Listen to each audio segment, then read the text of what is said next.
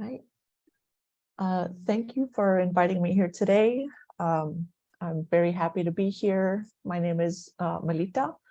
For those of you who don't know, I graduated from Shape College last spring, and I am now a junior at UCR and studying anthropology, and my focus is archaeology. So today I'm going to be sharing a little bit about my experience during a field school this past summer that I participated in. And I'm going to share my screen to show this presentation. Let me see.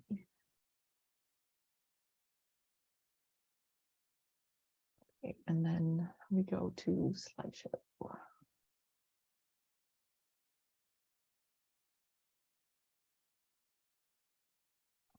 Hold on. I'm sorry, this always happens. How do I make it go full screen?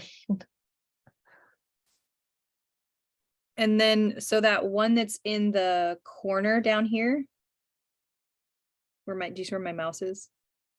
I don't.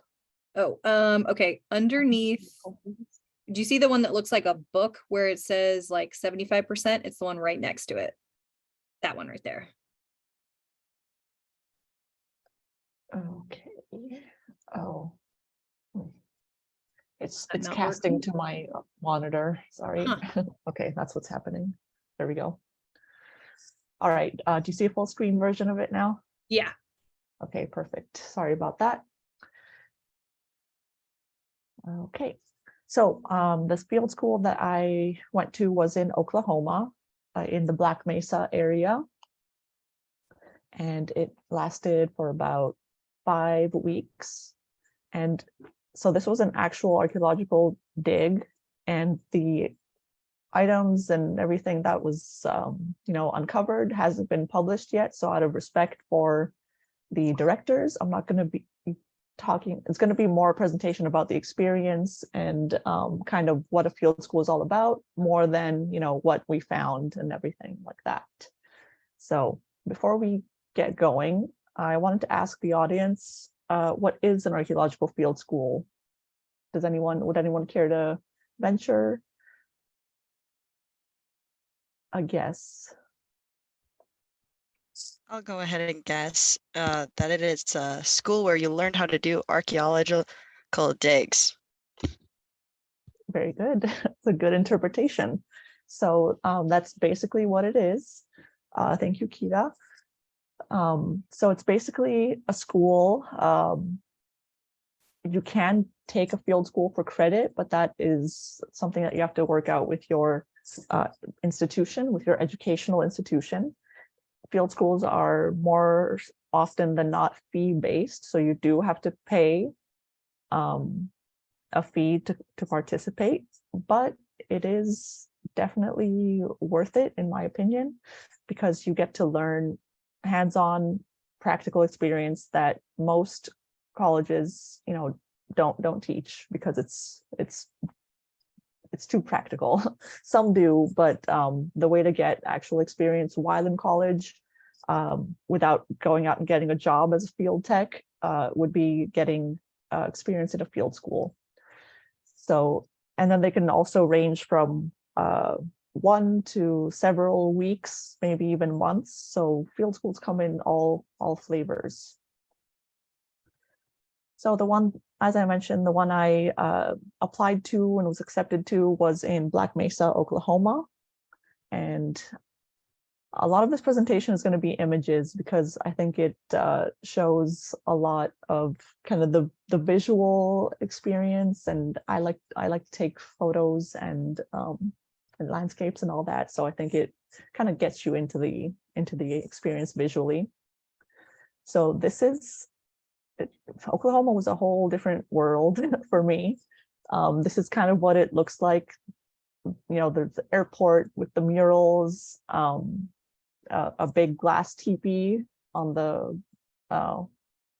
gas station, and bison and all. There's a lot of Native American culture that's on, I don't want to say on display, but it's definitely out there on the surface in Oklahoma, because As some of you may know, most of Oklahoma is reservation land. A lot of tribes were sent there against their will from, Trail of Tears and all that horrible business. But Oklahoma does have a very, very large presence of Native Americans, and so archaeology is not far behind in that sense. This is what the landscape kind of looked like, and I put this out there to kind of say that field schools and archaeology in general, excavations, are often out in remote places, and that is something you need to be prepared to experience. That's not to say that archaeology doesn't happen in urban environments as well, but more often than not, it's going to be in rural areas, far from civilization, or far from cities. So that is something that you should know. Obviously, look into that before you sign up or apply for a field school, because you need to know what you're getting yourself into in a good way. So Black Mesa, I won't tell you exactly where it is, but it's out in the panhandle of Oklahoma, which is basically it's very, very dry. As you can see, this landscape, it borders, it's very close to the borders of Colorado, New Mexico, and Texas. So it's out in that direction. Very dry, sort of like California. So it wasn't too much of a change for me, but weather-wise, it was a lot different. And that is also something, you have to be prepared.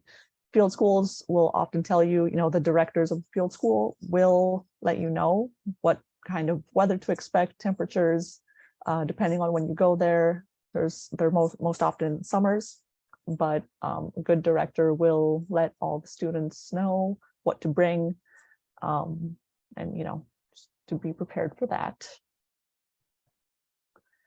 Most field schools, you have to be prepared to sleep in a tent. Like I have this photo up on the left. We had a campsite that was rented by the University of Oklahoma, and the Archaeological Survey, which is housed under it and directing this excavation. But yeah, we're basically sleeping in tents, which was, I'd only been camping for a night or two before this, so 5 weeks in a tent was pretty interesting.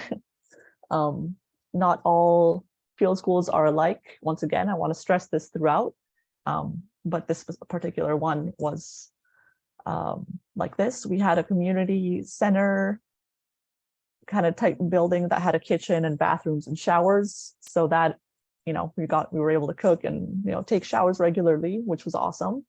But other field schools might not have this. They might be out in the wilderness.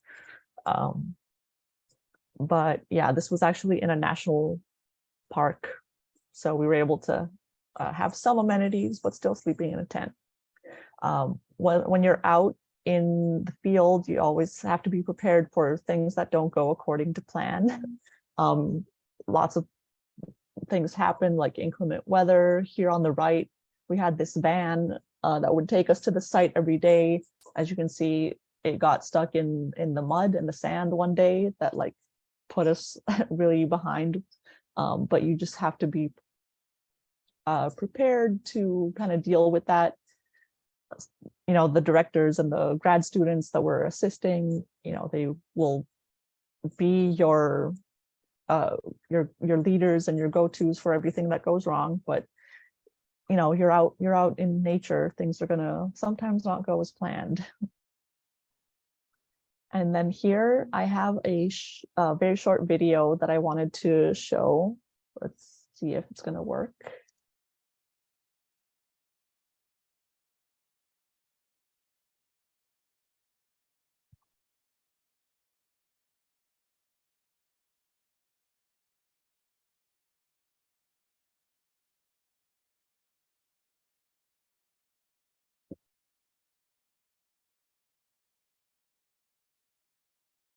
And what I basically wanted to show with this clip is that it was super dark out there in the nighttime. That specific area of Oklahoma has one of the darkest skies in the US. So it was pitch dark. That was actually a lightning storm that I was trying to capture with my phone. So all those flashes were just continuous lightning that was going on. As I touched upon earlier, the weather out there was really, really something. We had a lot of rain, storms, and this was in June. So a lot of very, very different than California. We even had a couple of tornado warnings. So that was fun. Okay, and then the actual work, drum roll please. So this is what the site looked like. We had to travel out for about an hour from where we were camping out to the site every day. Days were early, so they would start before sunrise. It does tend to get hot, wherever you are in the world in the summertime, in the middle of the day, so that archaeological digs do need to start earlier in the morning so that you can have some amount of work done before it gets too hot, because obviously you're not going to be wanting to put yourself in that danger of heat stroke and all that fun stuff. So and I say all this again to just be prepared to know, like, this is what goes into it. It's a lot of hard work. Whoever is going to talk to you about field schools, that's the bottom line. It's a lot of hard work. So you need to know that. It's also dirty work. You're going to be kneeling in the dirt, in the dust. Sometimes there's mud.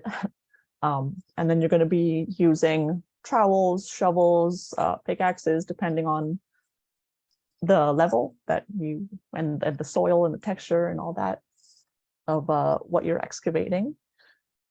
All the soil that comes out has to go somewhere, right? So we were taught how to measure up units. We were doing 1 by 1 meter units specifically in this site. And all the dirt that comes out goes in buckets, and then it basically has to be screened individually. So if you're not digging, you are screening through dirt and then trying to find any artifacts that perhaps were not found in situ or inside the actual trench while you were digging. So again, a lot of dirt. Always be prepared with hats and sunscreen. A lot of sunscreen was used during this summer. Hydration. If the directors are going to be good about that, hopefully every field school is like this, but they had water for us, ice water that was available. I did mention that days would start early, basically before sunrise, and then sunrise you were digging. And you also kind of have to be prepared to carry your equipment with you to the site. Some field schools do have the opportunity to leave all the equipment there, but the specific one I went to, we actually had to carry all the equipment every day from the van to the site and back. So it's a physical experience. You do have to be able to carry some amount of weight in uneven terrain most of the time. And be prepared for heat. So actually at this point, I want to ask if there are any questions so far before I keep going.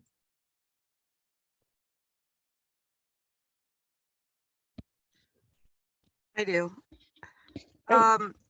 So about how much weight are we talking? Like, are you backpacking with stuff in, or is it like a less than a mile walk between vans where stuff is being stored to the excavation site? That's a good question. I didn't want to make it seem like that you're backpacking for miles, but it does depend on the site, of course. The specific one, it was less than a mile, but we'd have to carry things like all the shovels and like bins with bags to put artifacts in and soil samples in.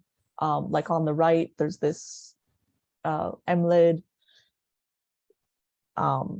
like the total station and all that kind of stuff. Buckets we would have to carry, but other sites, you might just be right next to the site. You might be able to leave the equipment there. But I did just want to mention that because that's not something they would necessarily say in the application. So you just want to be prepared that you might have to carry some stuff at some point.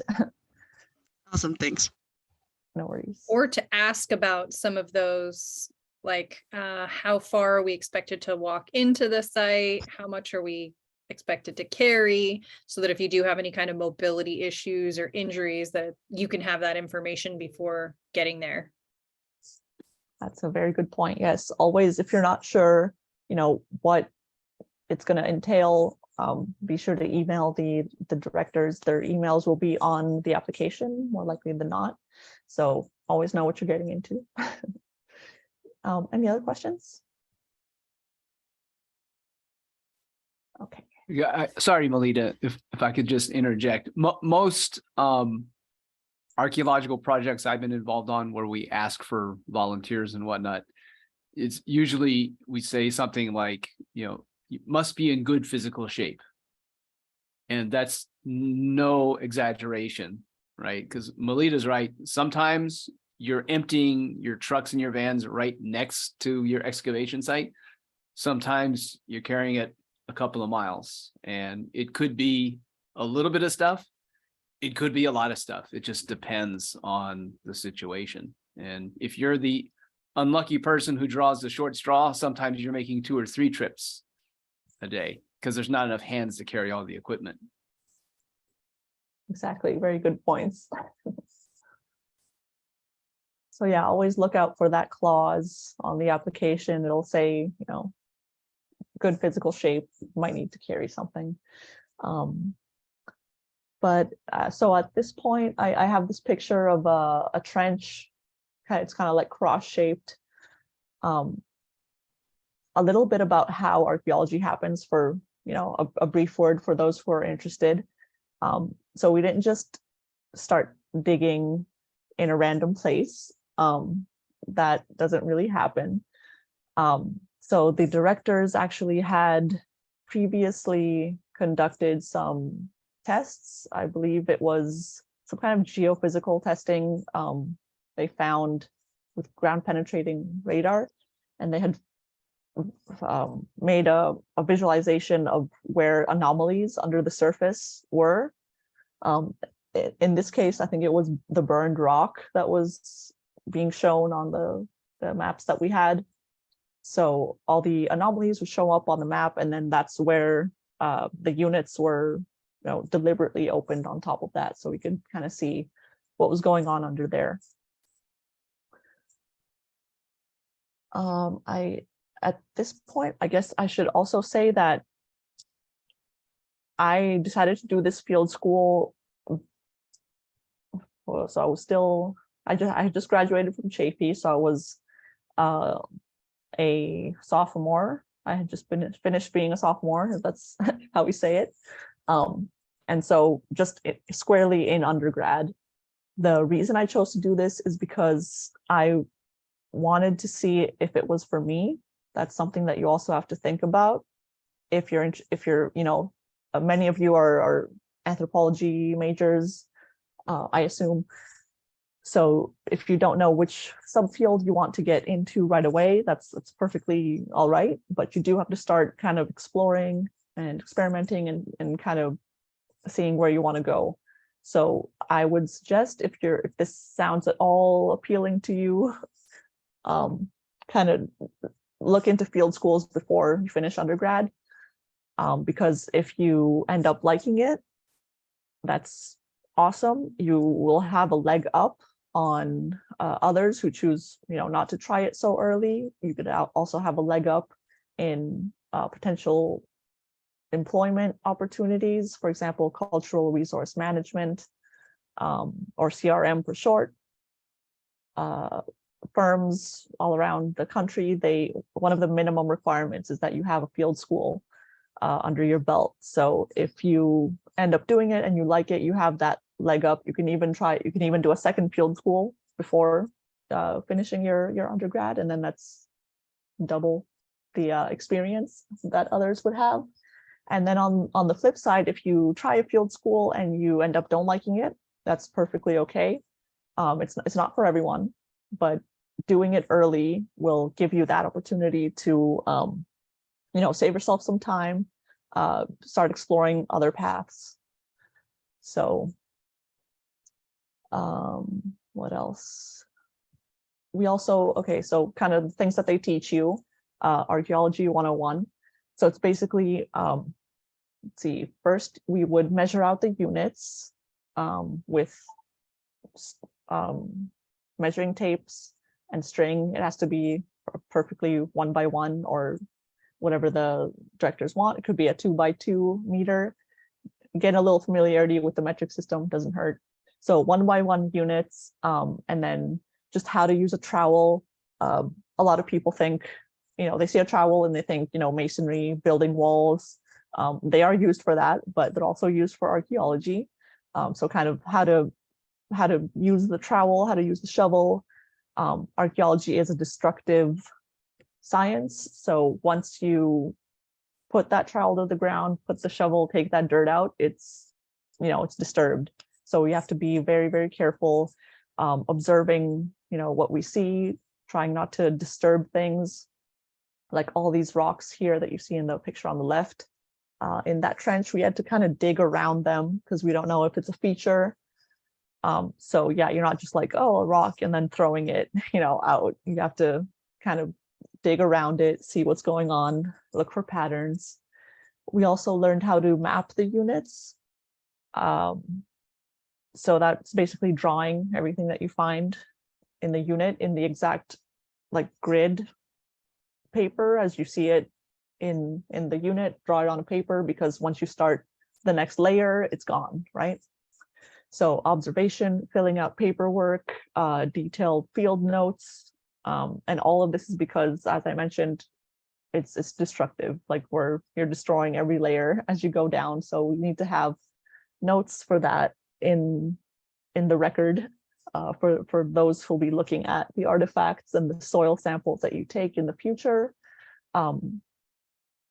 Because people in the lab, however many days or weeks or months after the excavation, they weren't at the site. They don't know what you're seeing. So you have to keep notes that are detailed.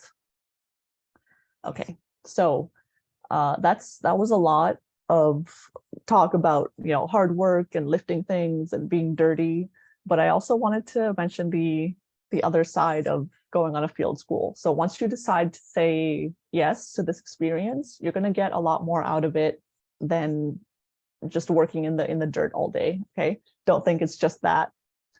So if the directors are as cool as the ones at Black Mesa were for me, they're going to have field trips planned for you on the weekends, usually 1 or even 2 days a week, probably not 2 days, but there is 1 day a week, and afternoons that you can kind of do trips or socializing with everyone else who's on the dig. This particular one that I went to was national, so people from all over the United States were there. I was lucky enough to go with my husband because he's also an archaeologist, so we were both there. There were people from all over the states. I got to meet them. I would never have got to meet them if I hadn't gone, and also I wouldn't have seen all these cool things. So I have just a couple of photos because like I said, I like photography, so just wanted to share. The one on the left is a tri-state marker, and it was right at the corner of 3 states. So it's New Mexico, Oklahoma, and then the other side says Colorado. So at that point, where three states meet, kind of like the four corners, but three. And oh, I didn't mention a little bit about my background. I'm from Greece. For those of you who don't know, I moved to the US 3 years ago, and I had only ever been to California. So this trip to Oklahoma was, Oklahoma will hold a special place as the first state outside of California, which I've visited. So that's super cool. The photo on the right is dinosaur tracks. I know they look like puddles, but they're actual dinosaur tracks that have been preserved. Oklahoma does have a lot of paleontology as well. And then this slide is just a couple more of the trips that we went on. The Alabates Flint Quarries was in Texas. It's a national monument, national park, where a specific type of flint that is very distinctive. It's like red and white coloring to it that only occurs in this specific spot in Texas, that was used for manufacturing lithics by peoples in the past. So it was super cool to visit that. The Folsom Museum on the top left in New Mexico. If you've heard of Folsom Points, this is where the first one was found. It's a distinctive type of lithic technology. The sign kind of has the shape of the projectile point, but that was super cool. I'm not into paleo stuff, but it was still awesome to go there. And then bottom left and bottom right is from the Capulin Volcano National Monument, also in New Mexico, which is, it's a dormant volcano. It's a cinder cone. So that was extremely awesome. You could walk around the rim and even go down to the center of an extinct volcano. And so I thought I was just going to Oklahoma, but I got to go to Texas and New Mexico as well. So that was pretty awesome. And again, like you're going to have all these experiences that you would normally never have. So just kind of get out there, say yes to these experiences. Field schools are a great way to meet other people from either around the state or the city or the country that are interested in the same things you are. And it's a great way to make friends, connections, see things, see the world, see the country. And then I was going to close with these two pictures are basically the only two photos that I took of myself at the dig. So there's really no time at all for goofing around and taking photos. I'm wearing, I don't know if it was the same day, but just two photos of myself. It's a lot of hard work, but it's an experience I will never forget. Very, very good times. And let's see, are there any questions at this point? Tell us about the dog. Who's the dog? This is Jake the dog, and he belongs to one of the directors, and we had a trench dogs, that's what we called them. Just throughout the site. It's very fun to have that. And then that's my husband in the other photo.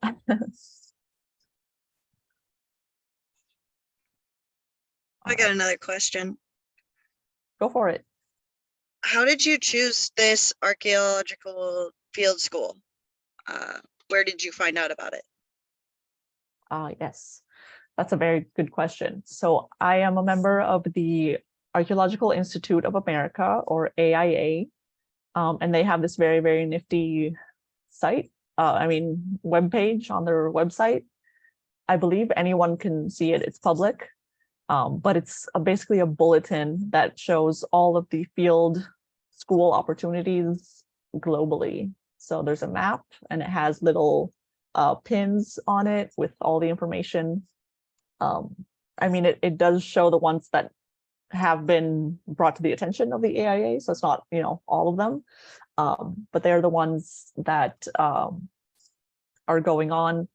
It's updated I mean, it's updated all the time, and then you can click on the ones that you want anywhere in the world again. So that's also a good thing to bring up. It doesn't have to be in the US. If you have the time and the means, you can go to a field school anywhere in the world. So I can put that in the chat afterwards, but to answer the other part of your question, I chose this one because it was, well, it was on the economical side. So it was cheap. It was for 5 weeks, and it was domestic because we weren't actually, it was last summer, so it was still kind of uncertainty with COVID and all that. So we decided to stay domestic. And yeah, that's why we chose it.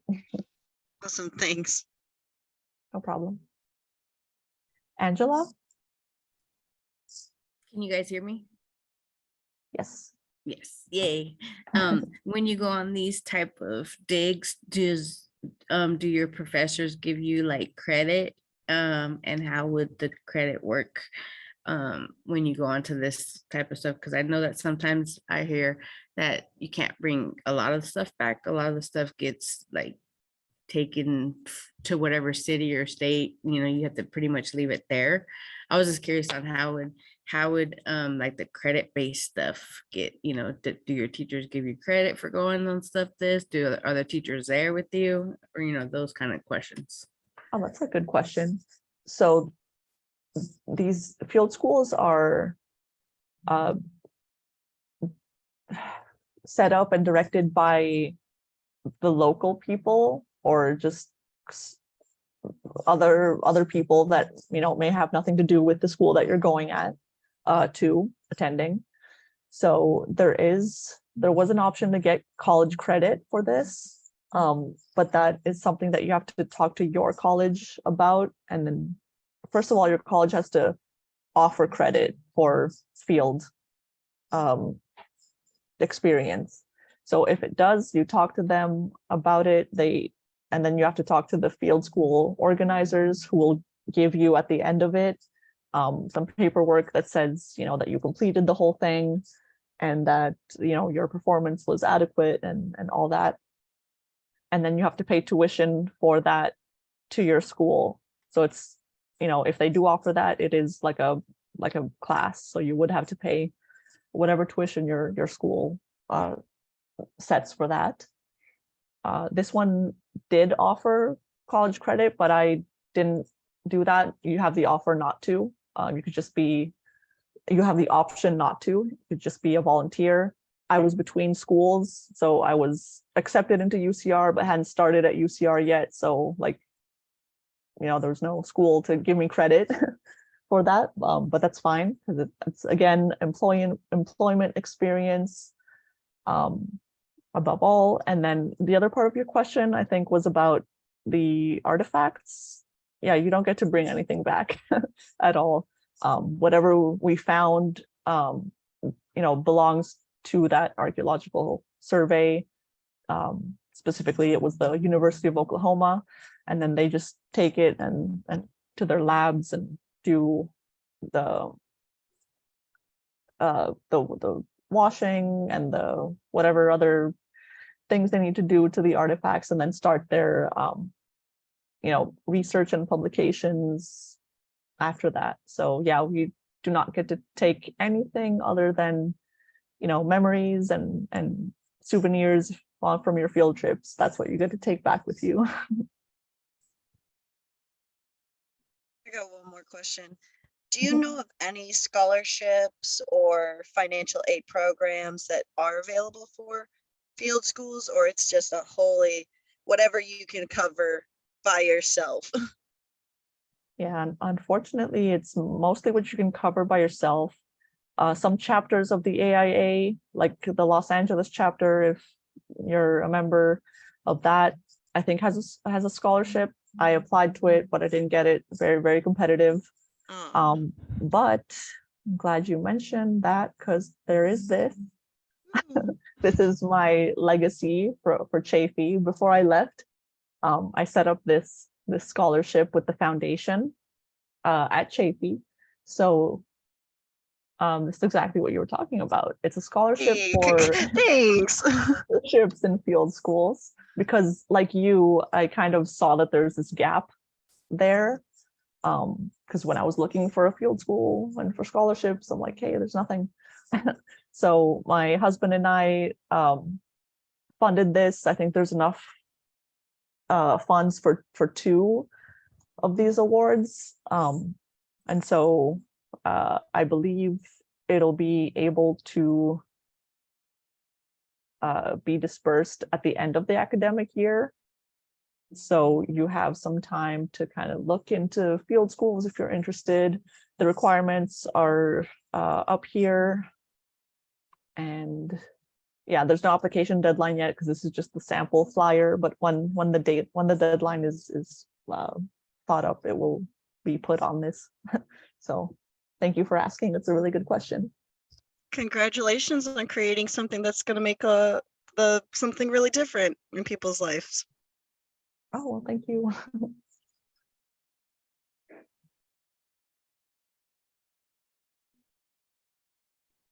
Yeah, I have a question. Mhm. What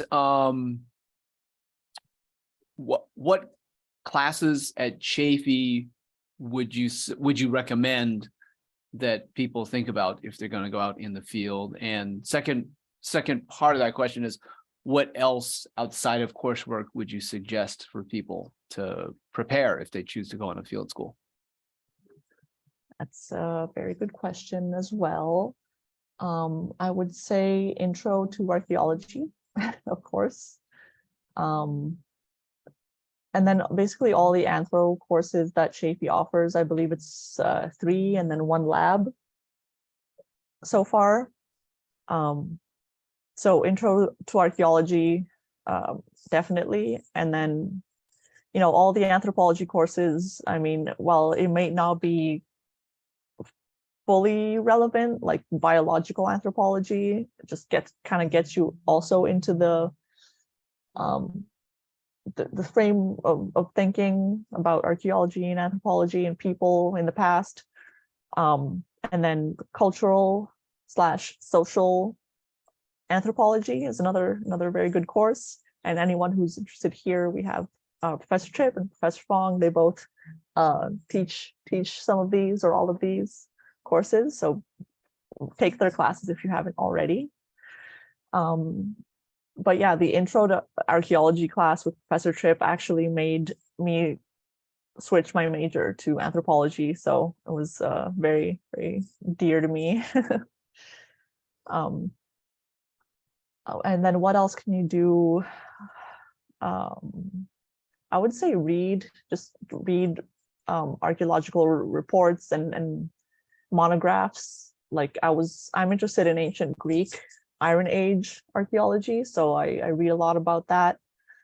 It has nothing to do with Oklahoma, of course, but once you start reading about archaeology, you kind of see how you need to start thinking about it. And what else? Keep fit. That's always some good advice for whatever you want to do. That's outside in the field. Join the AIA. I'm not getting commissions, but kind of just search online, see what's out there. Keep that AIA bulletin for the field schools on your bookmarks to kind of keep looking. And yeah, I think that's what I did, at least. Thank you for the question.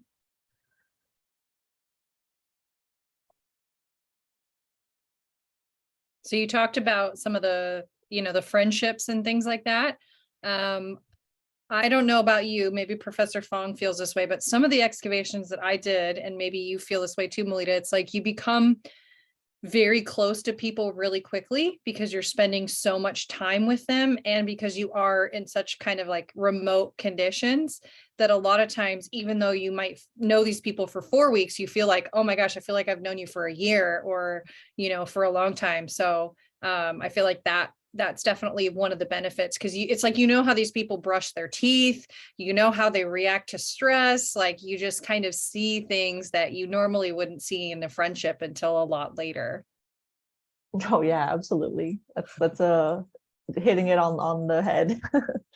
So yeah, you get to work with these people all day, you get to play with them, you know, you're basically with them 24/7 except when you're sleeping. So yeah, you get to really meet people and see them in extreme conditions in a good way though. Yeah. I have a question. Oh, Yes. oh, yeah. Sorry, I got cut in and out of the meeting, but I was gonna say, did you find anything? No. Your excavation, and then Professor Tripp said that you get to see people in these conditions. So, like, are you camping overnight to where you are? I'm sorry if you covered this, but my connection's been bad. So we did find some things, but I don't know how much I can say. We found, you know, one of the main features was a hearth, which was pretty cool. It was, you know, once you start digging, it just looks like rocks that are together, but then you know, kind of dig the whole thing down, and there was ash in the middle, so it was obviously a hearth. So that was super cool. And some other things that were found. But as I mentioned at the beginning, I don't know if you heard, but you know, things haven't been published yet, so I don't know how much I can say about what we found. But then also, yes, for this specific field school, we were out camping at a national park campsite. So we're sleeping in tents. And yeah, it just had facilities for cooking and showering and bathrooms. But basically, it's like a prolonged camping trip. Unfortunately, there was a burn ban, so we weren't able to have campfires at all. But yeah, it was fun otherwise. That's unfortunate, because the campfire is where a lot of stories get told. Yes, exactly. So some of the stories partially true. And it's, as Melita mentioned, so you do this experience and it kind of helps you to figure out, like, do I want to do this, right? So your field school could be maybe 2 weeks or 5 weeks or 3 weeks. And going through this, you either feel like pumped up, like, oh, this was a great experience and I'm excited to do more, you know, in this particular field. Or you might feel like this is not for me. I don't want to go in this direction. So either way, it can be like a great experience to help you learn more about it. If you do have mobility issues and the sites that you're looking into kind of don't work with that, you can look into museum internships where you still get that experience kind of working with archaeological collections in different ways. So there's many ways to kind of get into archaeology, I would say. Very good point. And then an internship would also make you eligible for this scholarship, just saying. Does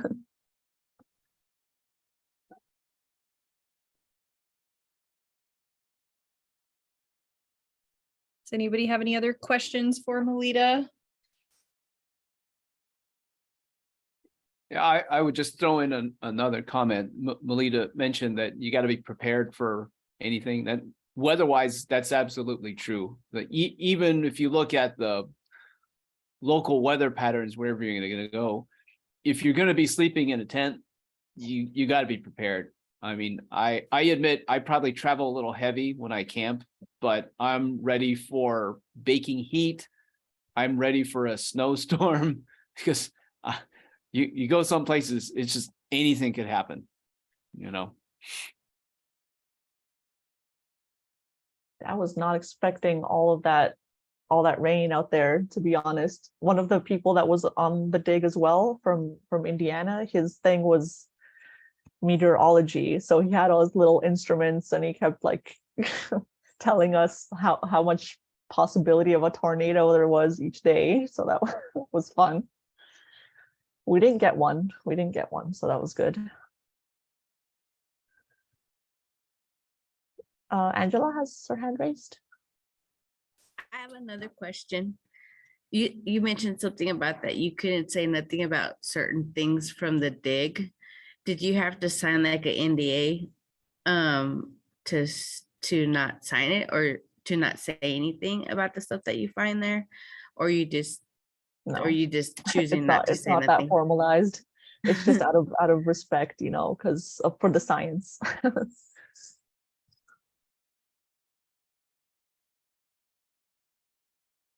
But you do have to sign an, I don't know, a waiver course like you have to do for everything in this country I've seen. But yeah, just, you know, be careful out there, be aware of your surroundings. You're going to a place that you know, probably never been before. You're going to be with people you've never met. So just, you know, be aware and be safe.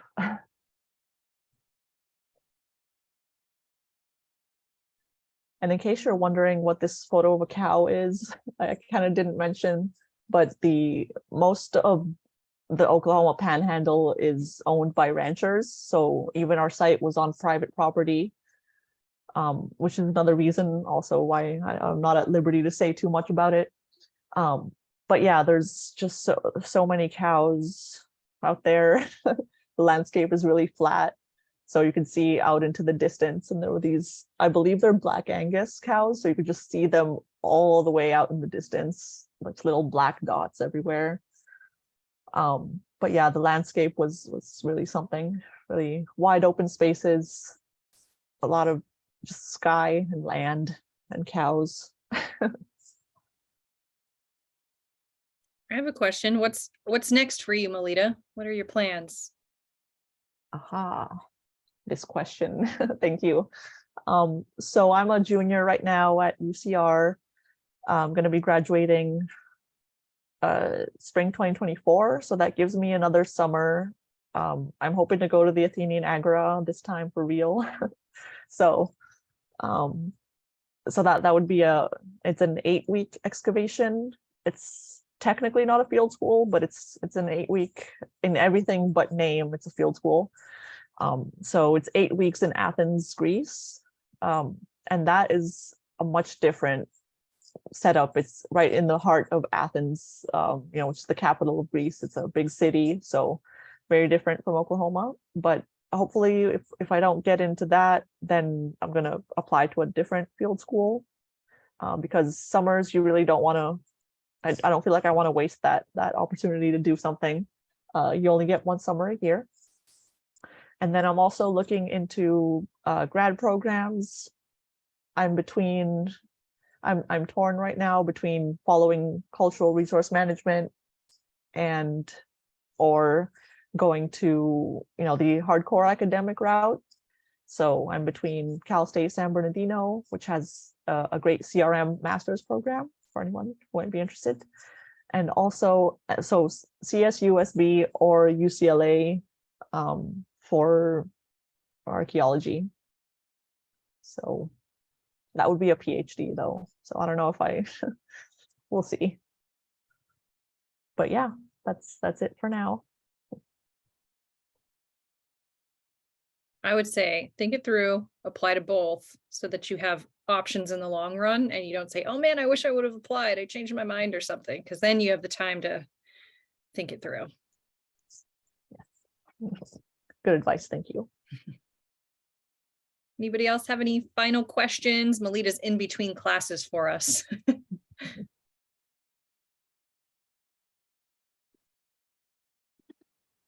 I hope we didn't go over time. No, you're fine. All right. Well, thank you so much for joining us, Melita. We appreciate that you took time out of your busy schedule, and this was really, really informative. Hopefully this was kind of inspiring to you all. Professor Fong says, thank you. Good luck to you. We appreciate it. Thank you very much. I forgot to put in the link.